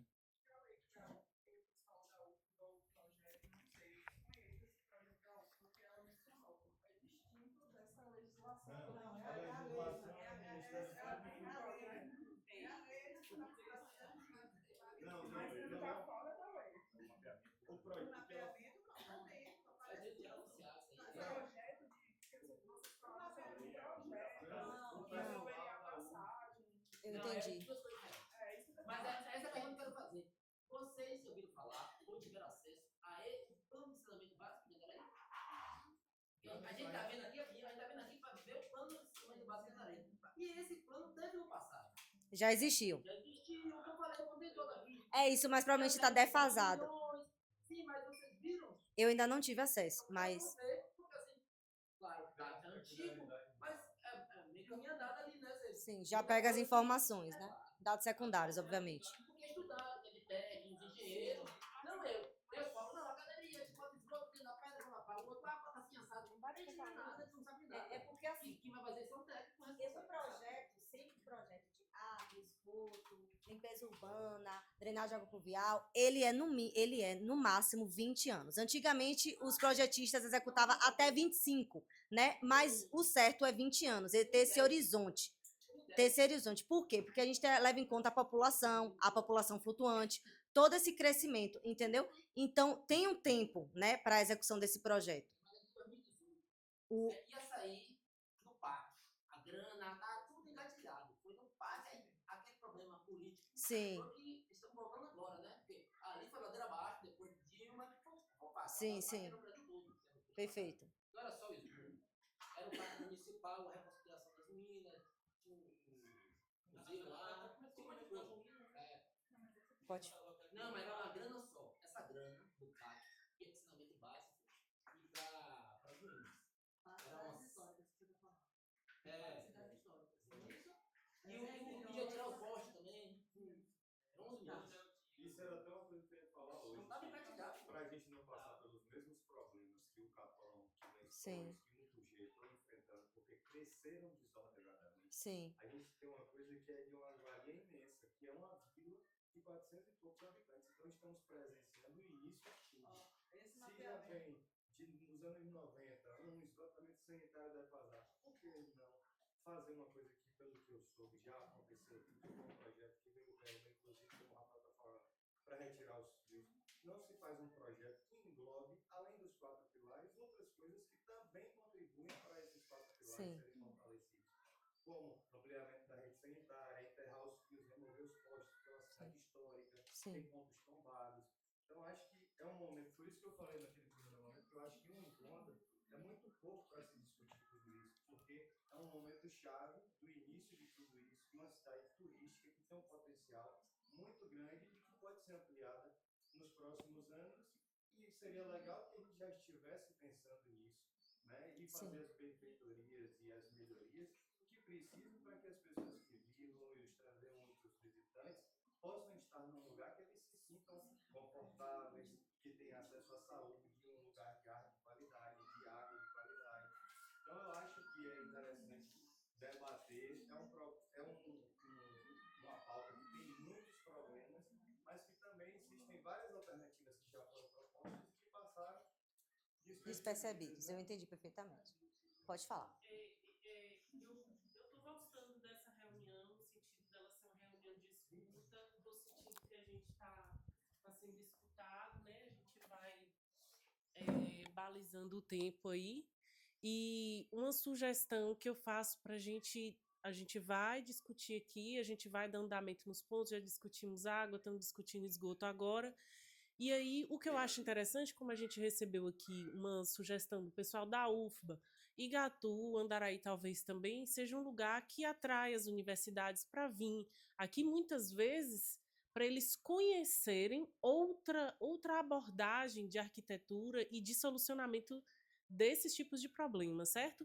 Então, como eles já fizeram vários estudos, Rafael falou de um estudo, veio outra pessoa falou outro, outra pessoa falou outra, eu estou querendo saber se existe uma forma da gente unificar todos esses estudos, porque são tantas pessoas que vêm aqui estudar, pesquisar e trazer soluções, que talvez a gente já tenha um conjunto de informações super interessantes, não desprezando o que a gente está discutindo aqui agora, porque o que a gente está discutindo aqui é uma questão de vivência, né, do que está, e vocês precisam dessa fotografia, a gente falando aqui, você vai fazer a interpretação de tudo. Mas se a gente conseguir reunir num grupo essas pessoas que fizeram esse estudo para a gente conhecer um pouco mais e adiantar o processo de escuta, não só da comunidade, mas desses pesquisadores, eu acho interessante. A lei, ela está inacessível para a gente no que é oficial. Ela só aparece um trechinho, mas não aparece 67 páginas do arquivo. O arquivo completo não tem acesso. A gente não tem acesso. Vocês estão falando da lei de 2021 entre o Ministério Público que fez essas restrições com terrenos. Isso.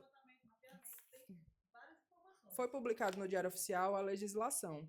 Dentro do site da prefeitura, depois posso até mandar um print de tela explicando onde é que tá, tem os cadernos anexos. Também está disponível no site, mas não no Diário Oficial.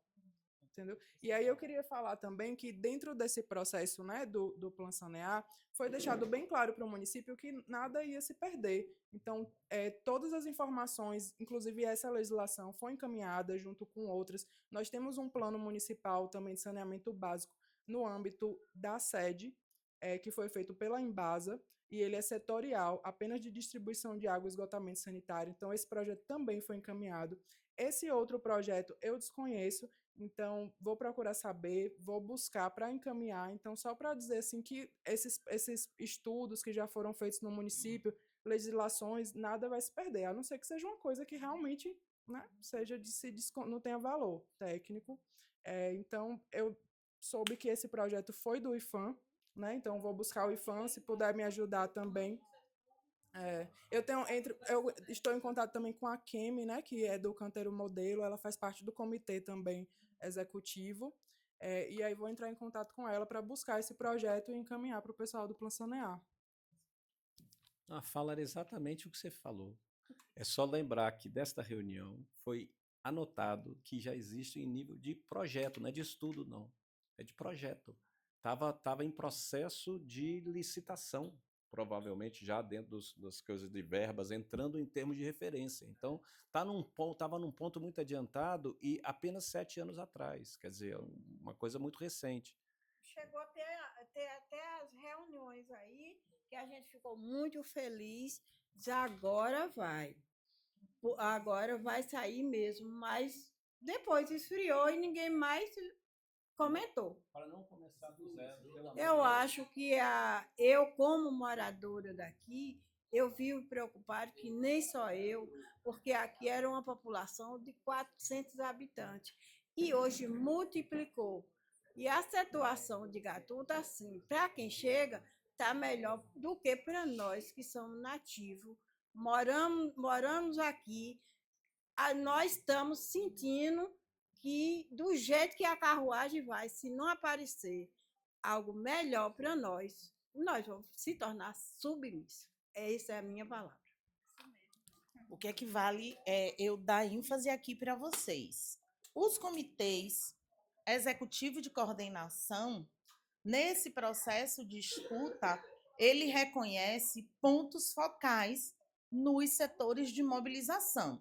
Então, hoje você já sabe que tem Luiz participando desse processo, representando a prefeitura no comitê, à frente do comitê como ponto focal, para trabalhar aqui com a gente.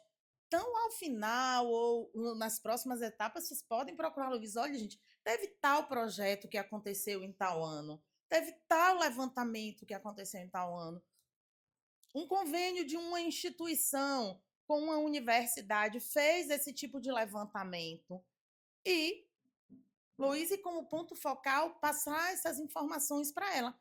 Tem coisas hoje que a gente não encontra mais disponível na internet, mas outras coisas a gente encontra e a gente baixa.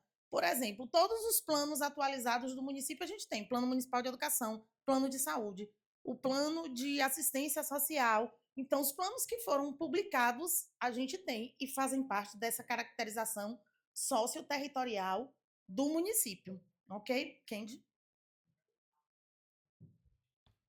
Pessoal, eu trouxe também algumas soluções individuais e alternativas. Entretanto, eu não vou me adentrar muito, porque pela questão geológica, né, do estrutural aqui, dessa localidade, né, vocês não têm como fazer fossa séptica, pelo que eu entendi. É de muita dificuldade, não é isso? Sim. Não tem planejamento. Eu tenho uma casa de história, que minha casa é na parte mais baixa do terreno. Então, Sim. se eu for fazer uma fossa séptica, eu tenho que fazer em outro terreno. Isso. Na rua. O seu histórico não dá. Mas nos arredores, dá sim para fazer. E Entendi. Perfeito. Só que cada um faz do seu jeito. Não, é porque assim, tem a diferença. Eu vou lá e faço a fossa. Ninguém sabe como é. Eu fiz uma fossa séptica. Fiz uma fossa séptica e ainda sai uma fossa dessa aí, que é uma conspiração. Pronto, você fez uma bacia, perfeito. Uma BET, perfeito. Você mandou efluente, já Só eu sei. entendi. Entendeu? Prefeitura. Não teve uma fiscalização. Tem. Então, cada um faz. Tem gente que simplesmente abre um buraco no canal, uma prancha, né? Bota o cano lá e tampa. Que seria a fossa rudimentar. Tá aí a dif... Nem possa. É jogar no buraco. Jogou no buraco mesmo. Ou seja, contaminando o solo. Toda certinha, tá pronta, aí vai lá e fura o fundo. Não pode. Depois de pronta, vai lá e fura o fundo. Tem que ter permeabilização, no mínimo uma manta geotêxtil. Isso, exato. Não tem, cada um faz o que quer. Entendi. Não tem. Sim, biodigestor. É uma alternativa, né? Sustentável, uma solução de baixo custo, né? A BET também, mas a bacia de evapotranspiração, né? Mas aí, no caso, tem que ter área, né? Tem que ter terreno, né? Normalmente, a galera de zona rural utiliza muito. Isso. Isso. Não, de muita área, são algumas soluções, né, que eles trazem. Mas eu confesso que essa questão do estrutural daqui mesmo, né, da própria localidade, que já tem essa dificuldade, né, para poder fazer esse tratamento adequado do esgoto. Tem que ver outras alternativas, né? Ó, a gente vai agora para o terceiro eixo, né? Drenagem e manejo de águas pluviais, a famosa água da chuva, né? E aí eu pergunto para vocês, períodos recorrentes de chuva, já aconteceu extravasamento de rio, alagamento? Como funciona aqui, né, nesse caso, como vocês avaliam, né? Porque vocês não têm sistema de drenagem. O que é que eu falo sistema de micro e macro drenagem? Boca de Lobo, sarjeta. Não, pelo que eu entendi, é esse canal que é o mesmo, ele pega tudo.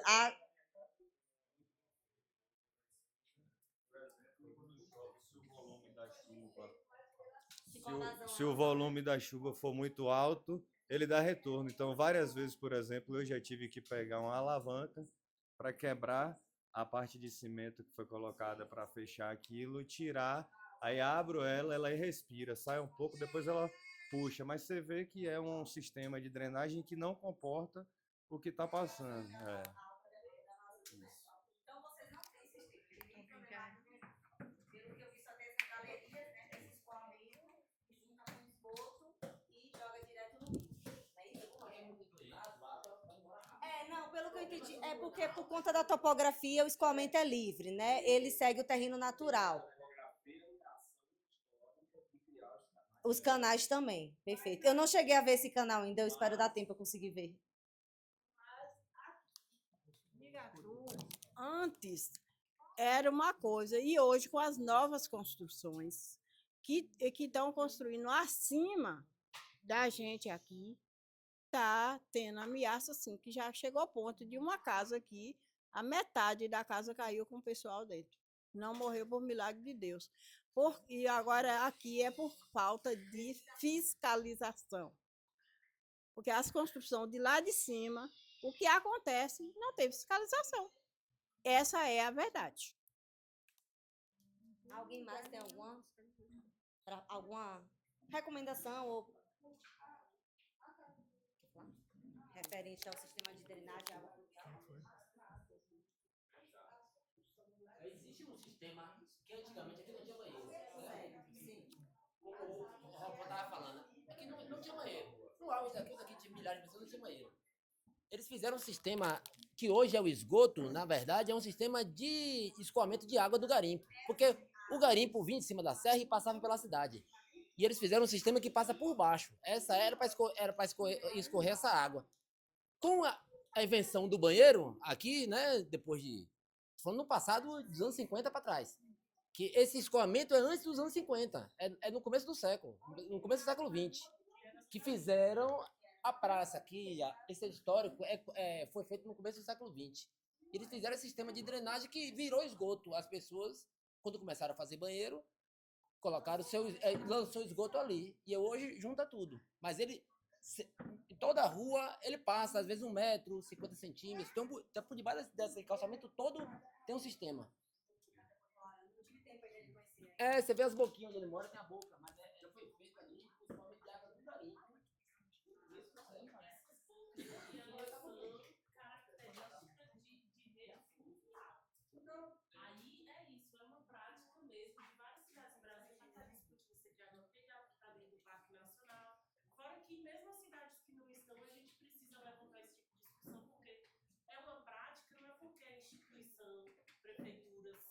Sim, aqui sim. particular, instituição, prefeituras, tem o hábito de unir o esgoto Não, com a normalmente são rede ligações pluvial, clandestinas. né? Que não é clandestino, né? Aí, assim, aqui a gente passa a discutir isso, como separar, né? Podendo usar até as mesmas galerias, mas com tubulações diferentes. Não foram feitos no mesmo século e estão aí. Sempre foram sempre planejados. A cidade é em outro lugar. Antes de 1900, a cidade aqui era em outro lugar e ela migrou para cá no começo do século, né? Isso na época do carbonato. Então, a própria arquitetura que a gente tem aqui veio que é uma arquitetura do século XX, do começo do século XX. Não é de 1840, quando começou. Porque tem 50 anos, a cidade é em outro lugar e ela migrou para cá. Tanto que planejaram e fizeram daqui. Inclusive, tem até peculiaridades, vocês que vão fazendo estudos, tem locais aqui, tem galerias e galerias, umas por baixo do subsolo. Então, na região lá do campo de futebol, você tem o canal da fumaça, você anda 2 horas e meia por baixo dele, por baixo do campo de futebol, por baixo também do prédio, vai na academia, algumas pessoas passam por baixo, que já tem galerias e galerias. Então, essas águas também, por exemplo, no canal da fumaça, pelo que eu soube, tiveram estudos que tinha mais de 3 toneladas de lixo acumulados Dentro dos canais. E teve até uma discussão sobre um projeto que ia precisar de um guindaste potencial para encher de lixo e remover. Então já existe também outros canais que não essas galerias conhecidas, planejadas, do garimpo, que também correm custo de água, vazando nas certas nascentes que escapam a parte da lei, que também podem ser levados em consideração até para Sim. a escavação, a tubulação. Fazer a readequação do próprio projeto, né? Essas cavernas, inclusive, mais uma vez falando sobre o pessoal da UFBA, eles estão fazendo mapeamento de todas as cavernas da região e eles têm catalogado para topografia, se eu não me engano, do canal da fumaça, da zona do brejo, que são locais que estão bem próximos a algumas nascentes, por exemplo, das águas recursos. Perfeito. Ó, o IBGE, né, ele traz algumas estimativas, né, referente ao ano de 2022, né? E aí, de acordo com a porcentagem, né, referente aqui, digamos que 85% é pavimentado e 81% tem calçada, né? Aí é o dado do IBGE, não sou eu que estou dizendo, é a referência. Não, aqui é referente à sede, né? Aí eu trago para vocês terem conhecimento. Referente à zona rural, ele fala do esgoto. Aqui, ele dá uma porcentagem, o rural como um todo, né? Não necessariamente só aqui. Ele dá uma porcentagem que basicamente realmente não tem rede, tá vendo? 13,2%. 25%, 21% seria fossa séptica e a maior parte fossa rudimentar, como vocês afirmaram, certo? É a estimativa do IBGE. Mas vamos lá. Aqui tem algumas soluções, né, que o próprio sistema dá, de microdrenagem, como eu falei, que é a boca de lobo, a sarjeta, poço de visita, né, que a gente usa tanto para esgoto quanto para água pluvial, né, e os canais de micro e macrodrenagem, que é os canais de lançamento natural mesmo, né. Agora, por fim, a gente vai falar, acho que descarregou, do último eixo, né, que é a limpeza urbana e manejo de resíduos sólidos, que nada mais é como o lixo, nosso famoso lixo, né, que configura vários tipos de resíduos, né? A gente tem que levar em conta o resíduo domiciliar, né? É só para gravar aqui. O resíduo domiciliar, né? O resíduo de construção civil, que é um tipo de resíduo de serviço de saúde, né? Que é aqueles resíduos infecciosos, e resíduos de serviço de poda e limpeza urbana, né? Que é varrição de rua, a limpeza urbana como um todo.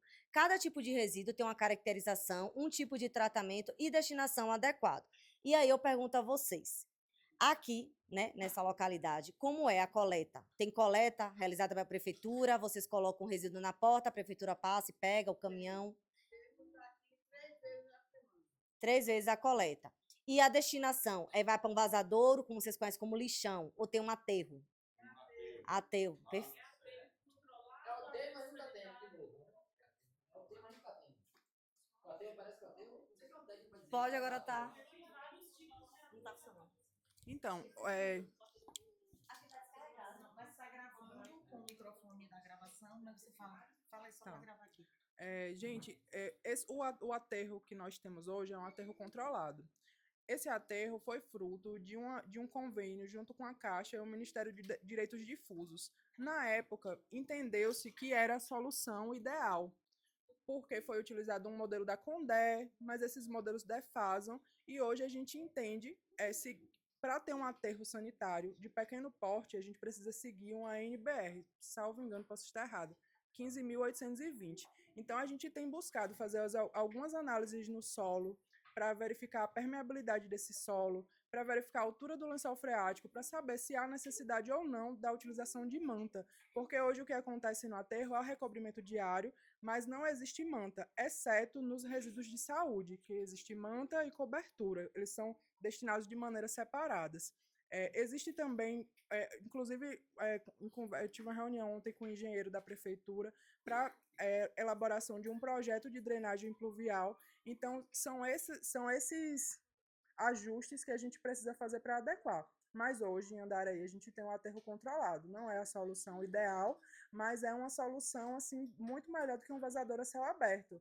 É cercado, existe guarita, não existe aquela atividade de catação de lixo, né? A gente também, através de outro convênio, a gente conseguiu construir um galpão de reciclagem. A gente está num processo inicial, num projeto piloto de coleta de resíduos dos mercados, para entender, né, o volume que a gente consegue armazenar nesse galpão, entender o processo de escoamento, né, para avançar junto com a educação ambiental para o porta a porta.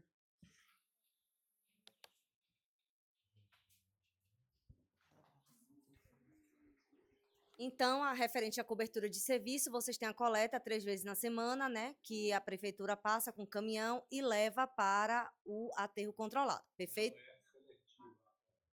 Pronto, eu ia perguntar isso. Vocês não têm programa de seleção?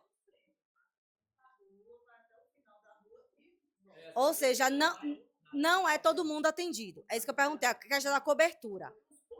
Tem pontos específicos.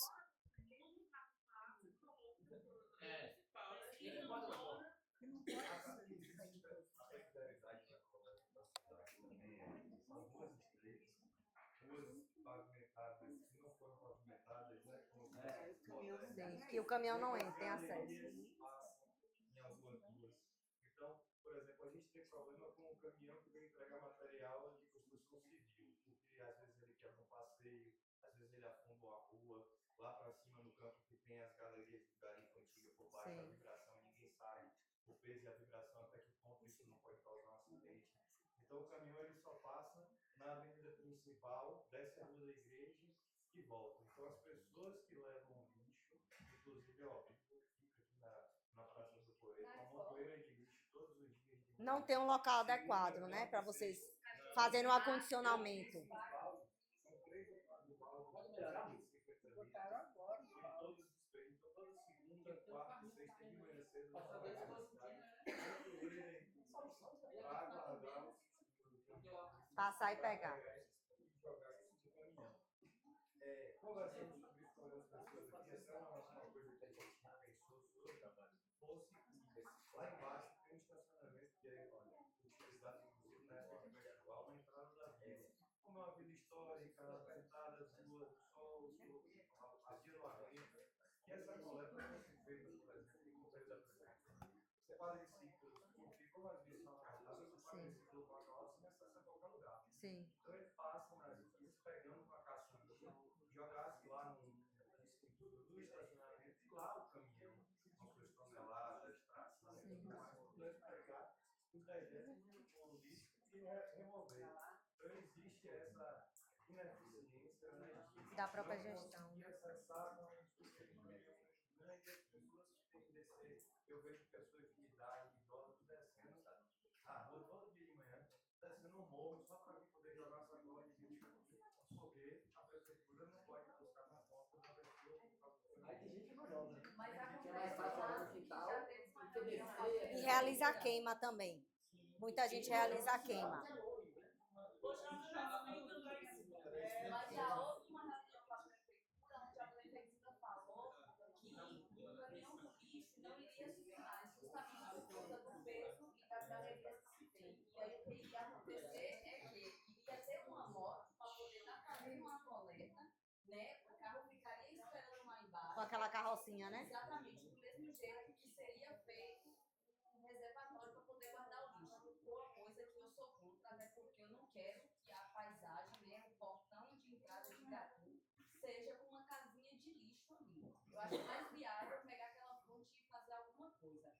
Mas além dessa questão de ter os lixos, né, em cada esquina, sendo espalhados pelos cachorros, né, tinha a questão da queima também. Ainda se tem alguns moradores que não se jogam lixo fora, se queima.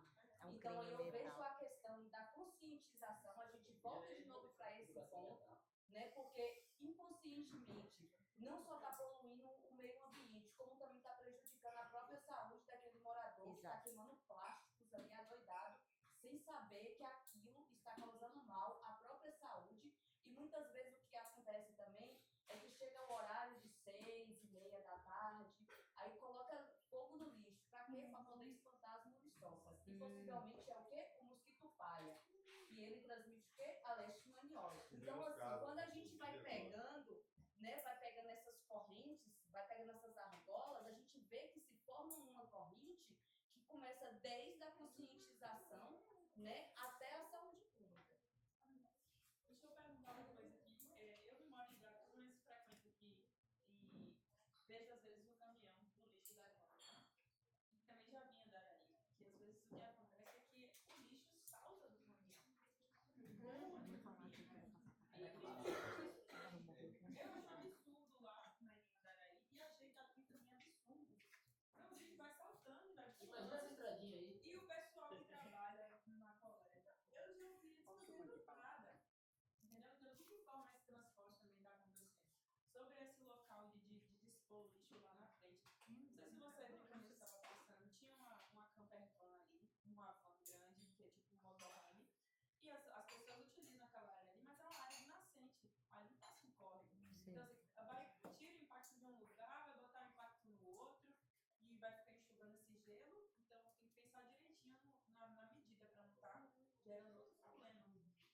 Sem falar que na entrada da vila tem uma água, né, que ela está vazando, e geralmente a gente costuma beber aquela água, eu mesmo bebo.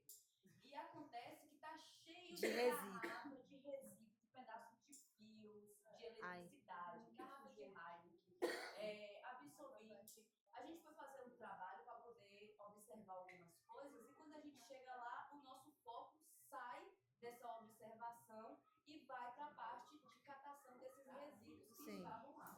Assim como na Madalena e em outros rios, né, que tem aqui. Isso acontece com maior fluxo depois de eventos que tem aqui na vila. Eu ia perguntar isso. Olha Porque... só, cadê os representantes oficiais de Igatu? Cadê? Não, além dos moradores, cadê os representantes oficiais? Os vereadores? Não, o vereador não. Os representantes daqui da vila. Alguém sabe me dizer por que eles não estão na reunião? Não sei. Ó, o João é morador daqui.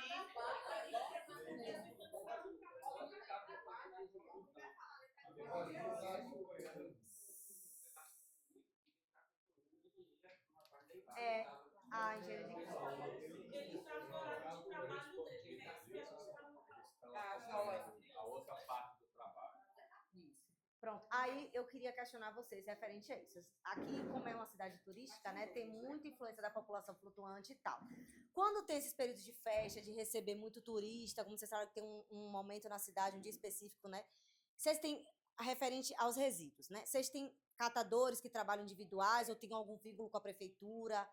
Não tem sistema de coleta seletiva, algo, separação, segregação de resíduos? Ou vocês trabalham de forma individual mesmo assim? Durante o evento, durante os eventos, vou falar o que eu já percebi, quem realiza e está à frente, se tiver alguma coisa, altera na minha fala. Mas o que eu percebo? Que durante o evento tem duas coletas de lixo. Perfeito. Uma do evento separado e tem um controle legal que teve agora, né? Um controle sim, no sentido de que faz a coleta, a gente já teve umas experiências que não foi massa, mas foi melhorando com o tempo. E aí, esse ano teve uma experiência de coleta seletiva, uma seleção básica das coisas, mas foi uma experiência que foi válida, inclusive depois a gente está até querendo ver os resultados e tudo, né? Pra gente aprender assim. E aí tem um lixo residencial que não é trabalhado por essa equipe do evento, né? Ela trabalha apenas na região do circuito da festa. E aí, nesse momento, pelo que eu sei, eu não sei se... Pelo que eu percebi, posso estar errado.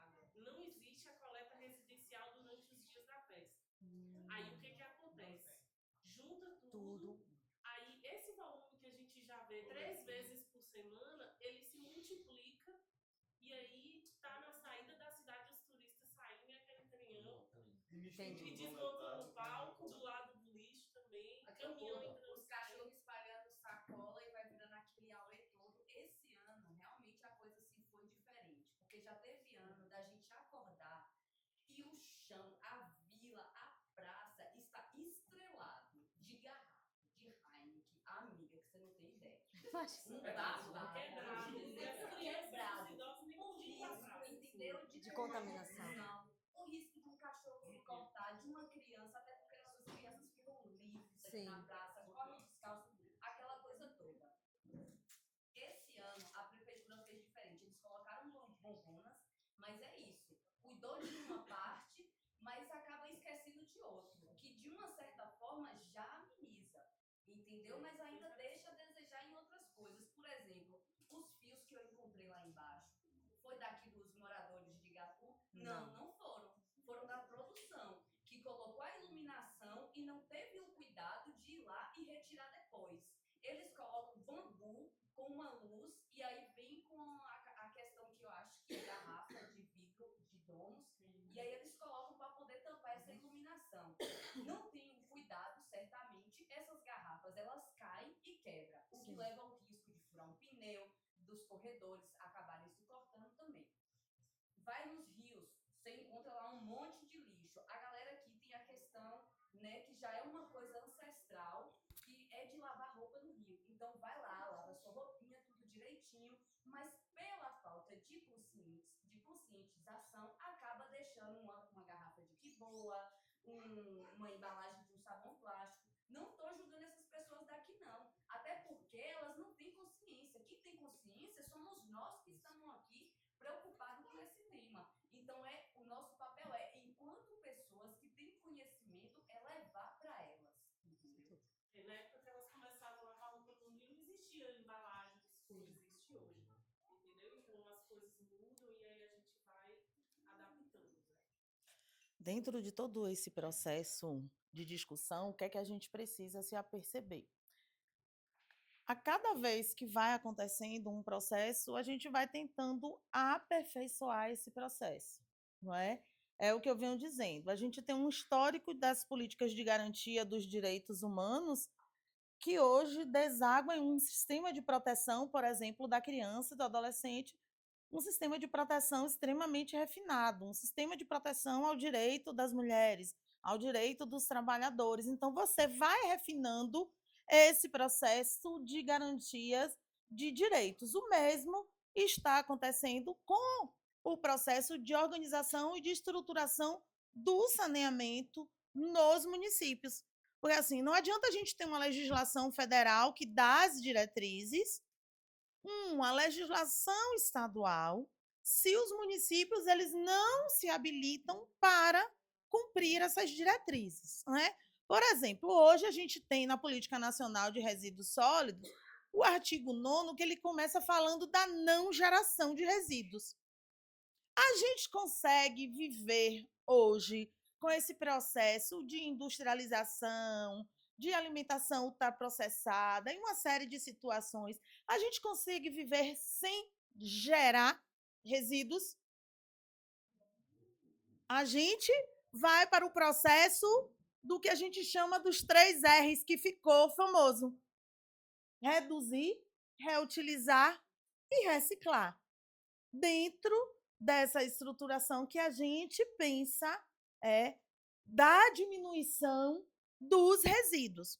Muitas vezes, no nosso cotidiano, no nosso dia a dia, a gente já tem, inconscientemente, às vezes, esse processo de reutilização, de reciclagem, de redução.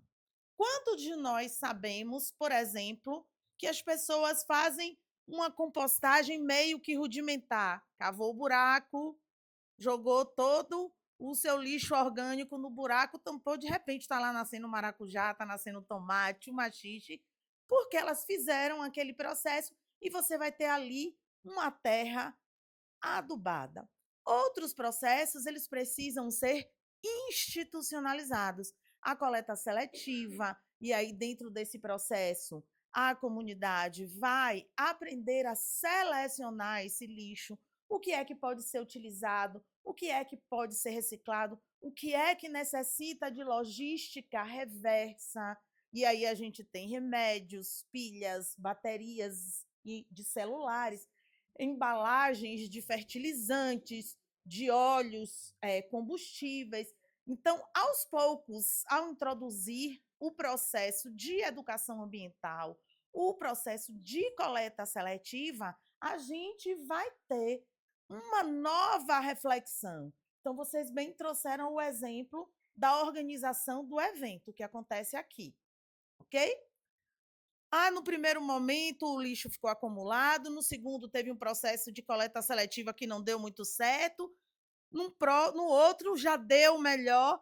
Então, ao momento que isso vai acontecendo, comunidade e prefeitura vão refletindo sobre os ajustes. Você já trouxe um dado. Olha, o processo aconteceu de coleta seletiva durante o evento, foi bom, mas deixou a desejar a coleta domiciliar. Olá, vamos lá, a gente tem que pensar na coleta dos resíduos produzidos durante o evento, mas a gente também precisa pensar nisso atrelado ao cotidiano da comunidade. Alguns têm o seu cotidiano alterado pela realização do evento, outros não. Outros continuam produzindo seu resíduo e precisam que eles sejam coletados, porque, por exemplo, não vai conseguir ficar uma semana com esse resíduo em casa. Esses pontos de coleta que já existem, o que é necessário fazer? É necessário a gente colocar contêineres um pouquinho maiores? É necessário a gente aumentar a regularidade dessa coleta maiores? As ruas que não têm, que o caminhão tem completa dificuldade de acesso. A gente trabalhar com as carrocinhas fazendo a coleta guiadas por motos, a gente tem bastante isso em zonas rurais, a gente vê muito caçambas menores também para fazer essa coleta. 440 habitantes, vocês falaram aqui? Então, 453 habitantes, você tem de algum projeto, entendeu? Olha, diga.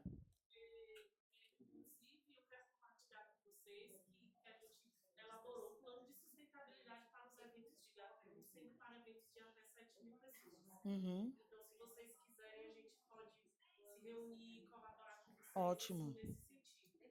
Depois eu quero falar outra coisa, se puder eu falo agora, mas não é esse tema, é relacionado também à produção. Eu queria saber se isso tem relação com o que a gente está falando. Tem, vamos falar, a gente pode abrir daqui a pouco.